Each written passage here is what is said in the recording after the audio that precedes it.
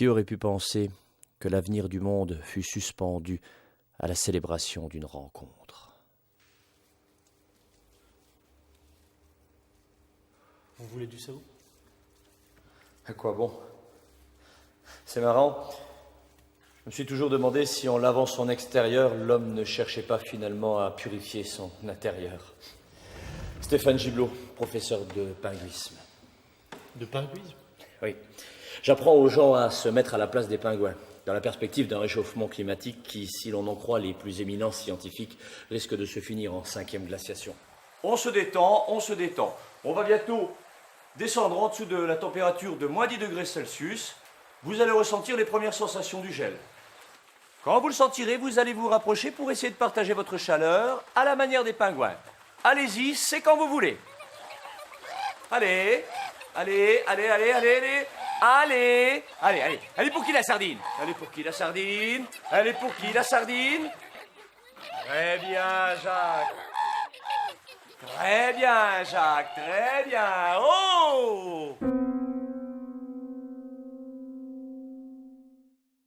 Roland Gerbier, œnolopédiatre à l'université Pierre Cochin, à la Salpêtrière à Paris, en face de la Bastille, à 2 pas des Champs-Élysées. Métro Gare du Nord. Cela consiste en quoi? Figurez-vous que j'étudie, entre autres choses, les effets du vin rouge sur les nourrissons. C'est intéressant. Oui, oui. On s'aperçoit aujourd'hui que les jeunes enfants s'adonnent à la boisson de plus en plus tôt. Sans doute pour évacuer inconsciemment l'angoisse terrible qu'ils éprouvent par rapport au monde qui les attend. Vous lui donnerez un petit calva sur le coup de 10 heures? Je pourrais avoir un verre de vin rouge? Mais non, mon vieux. Tu sais bien que le vin rouge, c'est pour les petits. Et la petite Annalous, qu'est-ce qu'elle va boire? Du vin. Annalous? Annalous? Allez, à ta santé.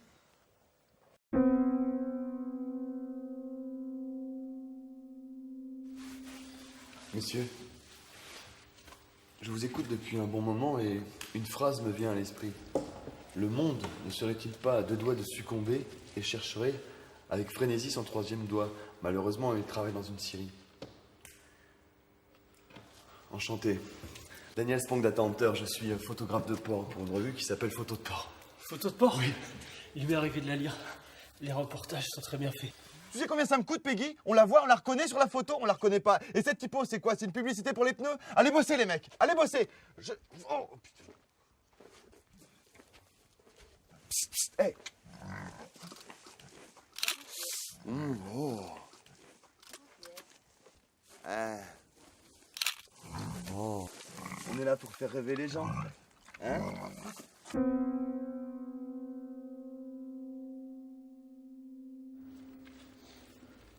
Vous permettez que je vous masse?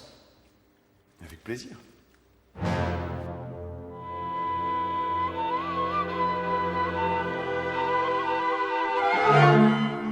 Messieurs, il faut se rendre à l'évidence. Bien que nous soyons tous trois d'incontestables modèles de réussite sociale, nous ne sommes pas heureux. Les choses vont de mal en pis sur cette terre et j'ai bien peur qu'il ne soit déjà trop tard. Mes amis, je ne vous surprendrai pas en vous disant que tout ce qui nous accable aujourd'hui est dû aux excès de la civilisation marchande et à la toute-puissance du système capitaliste. Roland, pouvez-vous me laver les pieds, s'il vous plaît? Et bien sûr. Mais comment sommes-nous arrivés là? Eh bien, il n'y aurait pas eu de capitalisme s'il n'y avait pas eu la révolution industrielle. Il n'y aurait jamais eu de révolution industrielle sans les protestants. Évidemment. Cela dit, il n'y aurait pas eu de protestants si les catholiques n'avaient pas fait n'importe quoi à cause de ce satané Jésus qui, au passage, a sans doute été inventé de toutes pièces pour servir d'icône à un mouvement de pensée. Et vous savez de quel mouvement de pensée je veux parler? Non. Le platonisme. Quelle horreur! Mais le pire dans cette histoire, c'est que tout le monde sait aujourd'hui que Platon gagnait sa vie en faisant des imitations de Socrate. Donc, tout ce qui nous arrive aujourd'hui, c'est par la faute de Socrate. C'est lui qui a foutu le bordel. C'est Socrate. Qui c'est qui s'est gavé de dioxyde de carbone pendant toute la durée de la révolution industrielle? Qui? Ce sont les plantes. Mais évidemment! Vous avez pas tort. Évidemment! Elles se sont bien gavées à ce moment-là. Mais bien sûr! Et Et quand les usines ont fermé, plutôt que de se reconvertir et de montrer l'exemple en travaillant le jour et la nuit, elles ont préféré flemmarder. Ah, aujourd'hui, si on manque d'oxygène, c'est tout simplement à cause d'elles, à cause des plantes. C'est elles les coupables. C'est vrai. Et le pire, c'est que ce sont elles les premières victimes. Regardez, la géroflette des prés, le beau marin, la ciguë. Il n'y a plus de ciguë aujourd'hui. Mais au passage, vous savez qui a bu la ciguë? Mais c'est Socrate. Évidemment. Si nous sommes en pénurie d'énergie aujourd'hui, c'est à cause du Moyen-Orient. Mais pourquoi? Parce que les Arabes ne pensent qu'à se venger. À se venger de ce qu'ils ont subi pendant la guerre du Péloponnèse. Tout ça, c'est à cause des Grecs, bien évidemment. Au passage, Ouais. savez-vous qui était ministre de la guerre à cette époque? C'était un certain bureaucratidas, appelé en dernière minute afin de pallier à la défection d'un homme qui aurait pu calmer le jeu avec des visions beaucoup plus pacifiques. Vous voulez parler d'un homme qui a développé la pensée sous ses formes les plus abjectes? Un homme qui a empoisonné le monde avant de s'empoisonner lui-même. C'est Socrate! C'est Socrate. Cet homme qui a séparé le corps et l'esprit en plaçant le merveilleux au-dessus de nos têtes, plongeant le monde dans d'horribles souffrances, je l'empêcherai de devenir un martyr. Regardez! Il est là-haut! Assis sur un nuage d'idées instupides! Regarde à toi, Socrate! Même regarde! Si tu ne te connais pas toi-même, tu vas apprendre à te connaître!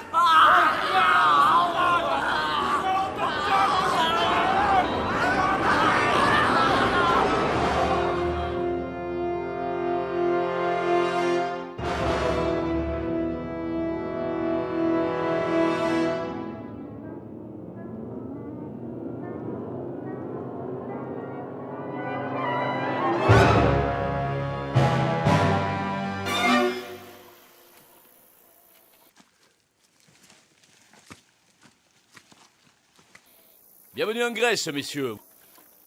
À mon avis, nous sommes en Grèce. Et ceci nous arrange bien. Bonjour, Bonjour. je suis Thermos. Thermos le jeune. Et moi, je suis Herpès. Herpès de Thébès. Et moi, je suis Mikos. Mikos l'Ancien. C'est délicieux. Mais vous n'êtes pas d'ici, vous êtes des étrangers, des touristes. Oui. Je ne vous conseille pas d'aller à Athènes en ce moment. Avec les joutes philosophiques, c'est impossible de circuler. Ah bon? Surtout que cette année, il y a la star de la dialectique, C'est ça? le grand Socrate. Socrate! Messieurs, nous n'avons pas une minute à perdre. Allons-y. Ainsi donc, nous nous retrouvions sur les terres mêmes de celui que nous jugions comme le grand responsable de la décadence humaine.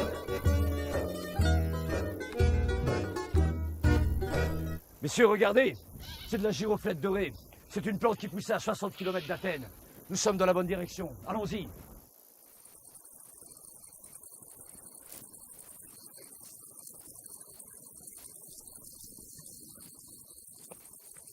Messieurs, vous ne passerez pas, les gars. C'est compris, les amis? Qui êtes-vous pour nous empêcher d'aller vers notre destin? Je suis le Sphinx. Le Sphinx. Oui, bien souvent, on ne me croit pas, et c'est normal parce que je suis mystérieux. Eh bien, enchanté, monsieur le Sphinx. Bon, allons-y, le temps presse. Stop! Vous ne passerez pas avant d'avoir résolu cette énigme.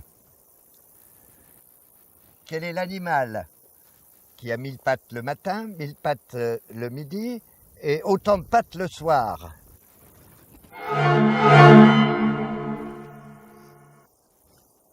À 1000 pattes!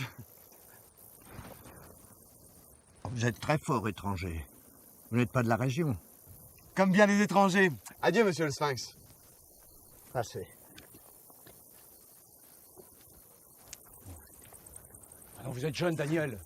Vous n'avez pas compris qu'il ne faut rien emmener du futur si l'on veut refaire le monde à notre façon? Vous êtes en train de remettre le verre dans le fruit. Donnez-moi cette calculette. Non. Donnez-moi ça. Non. Daniel, donnez-moi cette calculette. Non. Daniel. Vous ne croyez pas que l'informatique a se fait de dégâts comme ça? Daniel. Daniel, prenez ça. Daniel. Et quel est ce chant mélodieux, semblable au cri d'une génisse sortie du ventre d'un cygne?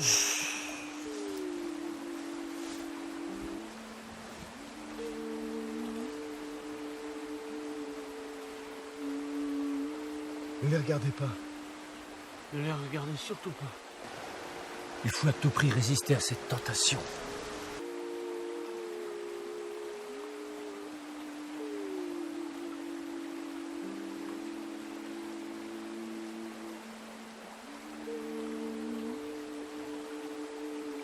Qu'a donc fait Ulysse lorsqu'il s'est retrouvé face aux sirènes?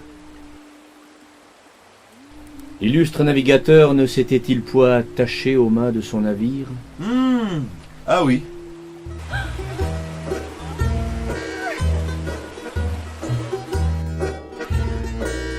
En choisissant la chasteté, nous découvrions une nouvelle liberté.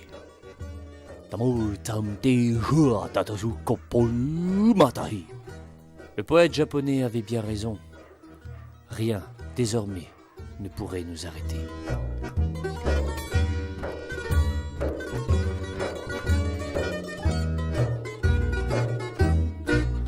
Messieurs, il se fait tard. Je propose que nous établissions notre campement en haut de cette colline.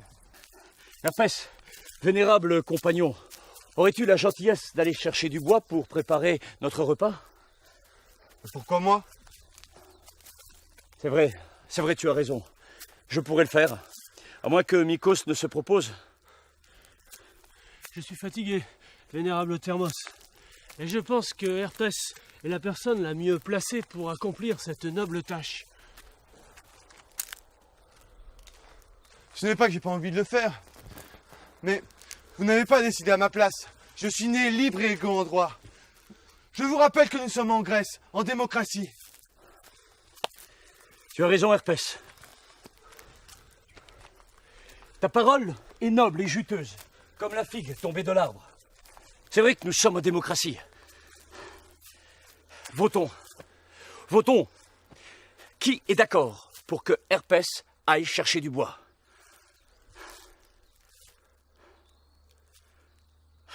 Bravo Herpès. Et qui vote pour que Herpès fasse aussi la cuisine? Bravo Herpès. Bravo.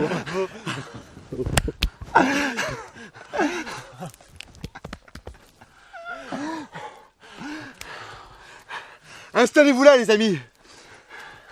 Je m'occupe de tout. Pour l'instant, je vais aller vous préparer quelques olives fourrées au gland. Vous m'en direz des nouvelles. Herpès, si vous pouviez nous procurer un complément en protéines sous la forme d'une biche Ou d'un jeune veau. Oh, mais c'est prévu.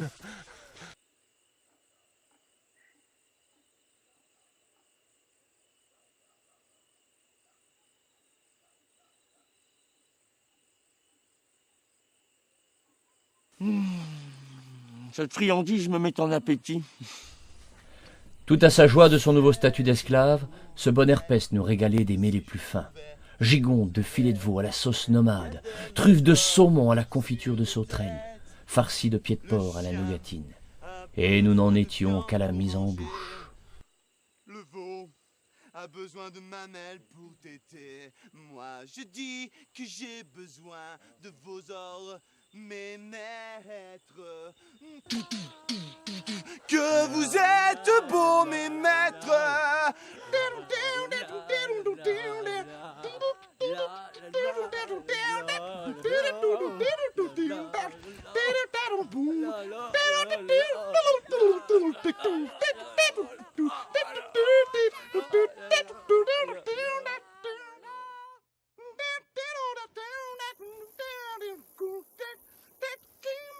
Messieurs, regardez, c'est de la giroflette dorée. C'est une plante qui poussait à 60 km d'Athènes. Nous sommes dans la bonne direction. Allons-y. Mais bon maître, je me sens un peu là. L'un d'entre vous aurait-il l'obligeance de me fouetter afin de me redonner du cœur à l'ouvrage? Prends ce fouet, Herpès, et punis-toi toi-même. Nous n'avons pas de temps à perdre si nous voulons arriver à Athènes avant qu'il ne soit trop tard. Bien sûr. Allez, dépêche-toi. Fouette-toi jusqu'au sang. Restons, Herpès. Allez, dépêche. Plus fort, Herpès. Dépêche-toi donc. Oh non, pas lui. Vous me reconnaissez, étranger? Non, bien sûr, vous ne pouvez me reconnaître. Mais vous ne passerez pas avant d'avoir résolu cette énigme. Quel est l'animal qui a 0 pattes le matin, 0 pattes le midi? Un ver de terre. Mais comment avez-vous trouvé? Vous cherchez à me rendre fou? Facile, facile, monsieur le Sphinx. Facile. Herpès, bien que je dois admettre que cette calculatrice nous ait rendu d'innombrables services, je ne suis pas rassuré de l'avoir entre tes mains. Donne-la-moi. Non. Donne-la-moi, te dis-je. Donne-la-moi, Herpès. Cette machine venait à tomber entre les mains d'éminents savants, elle ne ferait qu'accélérer la décadence de l'humanité. Il faut s'en débarrasser au plus vite. Non. Non. Non. Non. Reviens, Herpès. Reviens, je vais t'expliquer.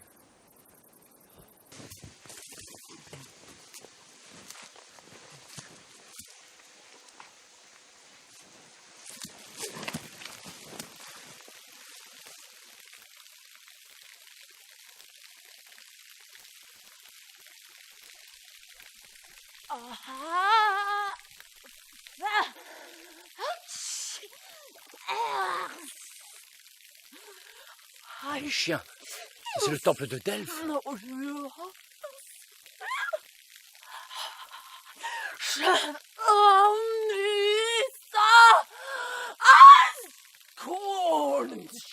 Cette femme est attirante au-delà de toute mesure. Ne vous échauffez pas, Thermos. Malgré les apparences, cette femme est pure et elle doit le rester. Si elle veut que les dieux lui parlent. C'est la pitié. Regardez.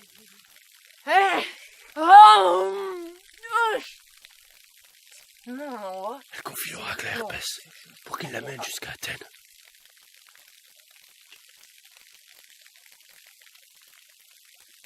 Je crois savoir ce que contient cette jarre.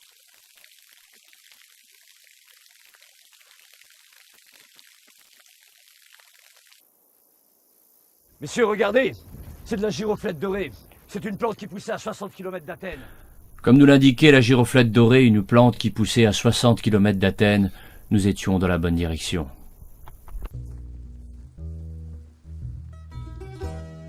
Enfin, nous touchions à notre but. Et l'immonde Socrate ignorait tout de ce qui allait lui arriver. Le monde allait être sauvé.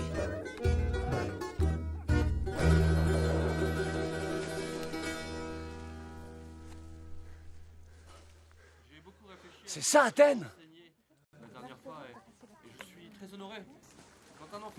Mais c'est le Sphinx. Le parade de guerre, ça a déjà commencé. Dépêchez-vous, ça a déjà commencé. Un Socrate est opposé à Byblos l'Ancien. Dis-moi, vaillant Byblos, puis-je te poser une question? Pose donc ta question, noble Socrate. À quoi penses-tu en ce moment? Je pense tout simplement à la pensée. Et que penses-tu de la pensée? Je pense que la pensée est la somme des questions auxquelles on pense. Tu le penses? Vraiment? Non seulement je le pense, mais qui plus est, je pense que la pensée est la somme des réponses aux questions auxquelles on ne pense pas. Alors dans ce cas, comment peux-tu penser les réponses aux questions auxquelles tu ne penses pas? Si en ne pensant pas les questions en réponse auxquelles tu ne penses pas les réponses aux questions auxquelles tu n'as jamais pas pensé. Oh!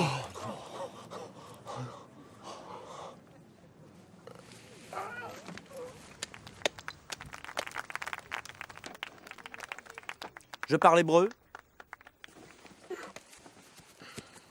Vous avez vu ce qu'il lui a mis? Pour moi, cet homme est une véritable énigme. C'est au tour d'Orthophonias le Bègue. Qu'est-ce qu'il moche?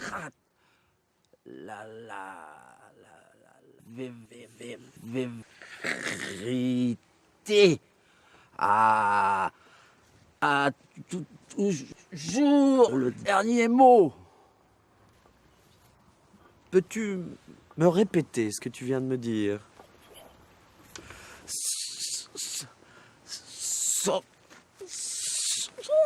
Par Héphaïstos, ça n'a vraiment pas l'air très évident de vaincre ce satané Socrate. Bonjour, honorable Socrate. Je suis Alzaïmos de la province d'Amnésie. Bonjour. Comment t'appelles-tu?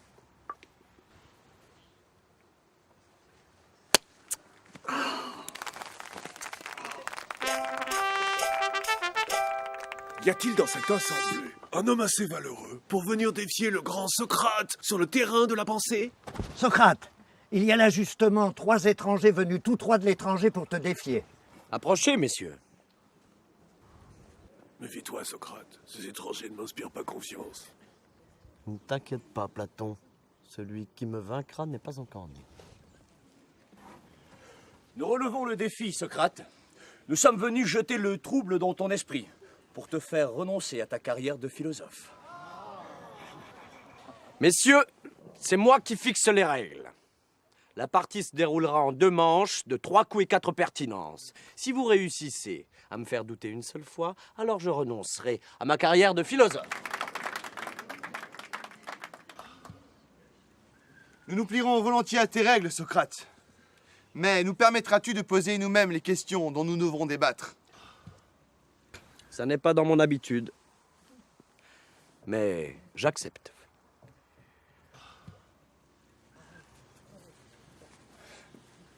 Dis-moi, noble Socrate, si par hasard tu étais amené à voyager dans les terres lointaines, le ferais-tu en Mercedes coupé cabriolet ou en Fiat 500? 1000 pardons, étrangers, mais je ne voyage que par la pensée. La pensée est noble. Elle seule va plus vite que la lumière.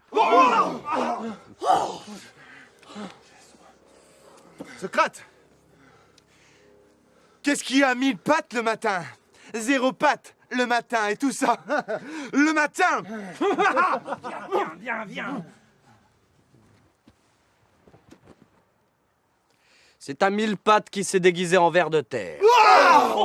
Le matin. Non, c'est pas juste. Attendez, je vais lui régler son compte avec une énigme lacanienne. Dis-moi, Socrate, ne penses-tu pas que la vie n'est qu'un jeu de Lego?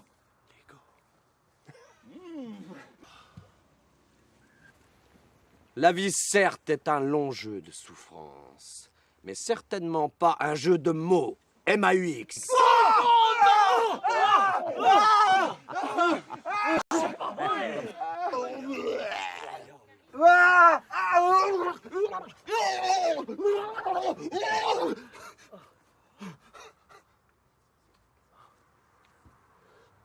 Dis-moi, Socrate, sais-tu qui est l'homme le plus sage? Et si tu le rencontrais, que lui dirais-tu donc? J'aurais tout à apprendre de lui. Mais cet homme n'existe pas. Figure-toi, Socrate, qu'il y a dans cette jarre que la Pythie nous a confiée la question à la réponse que tu ne t'es sans doute jamais posée. Lis donc ce message des dieux.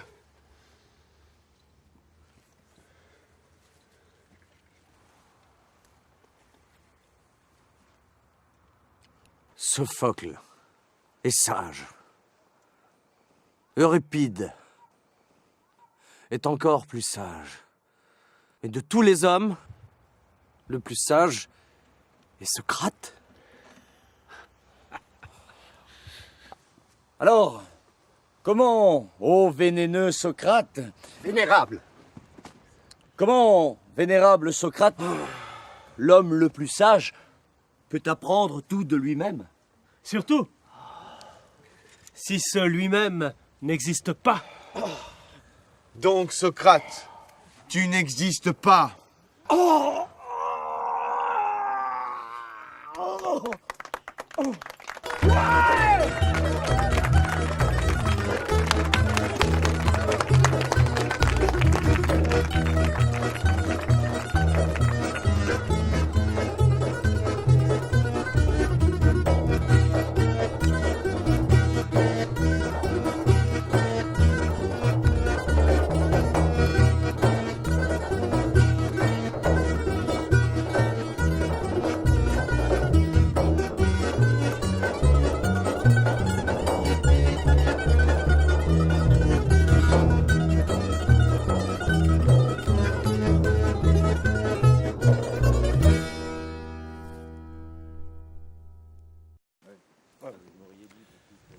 c'est ainsi que nos valeureux guerriers libérèrent à tout jamais le monde du platonisme, mais aussi du macartisme, du culturisme, mais aussi de tous ces mots en isme comme le calvinisme, le stalinisme. chauvinisme, Et l'histoire le fut strabisme. retournée comme on laboure un champ, et de leur soc, ils avaient réussi à retourner le destin du Fils de l'homme. Il paraît qu'au Moyen-Âge, les hommes avaient déjà des fours solaires. Les civilisations furent retournées comme de crêpes. Et les Sumériens furent envahis par les Mèdes, et les Mèdes eux-mêmes qui prirent l'Europe et qui dévastèrent les Visigoths. Et la Grèce antique devint le berceau d'une Rome à jamais réinventée. Et Rome fut l'endroit où on inventa la musique de zouk, et on en but énormément. Les esclaves étaient blancs. Et Jeanne d'Arc, Les bègues avaient le à pouvoir. 3000 ans, au bout de 3000 ans, les chevaux étaient c'était eux qui dirigeaient les hommes. Les chiens avaient des cigares et dirigeaient des entreprises de plus de 10 000 fourmis. Et les chats avaient des têtes d'abeilles et cultivaient du miel dans des ruches, mais des ruches en bois. Et toutes les crèmes solaires étaient gratuites. Les femmes n'avaient plus de seins. Mais elles étaient tout de même très belles.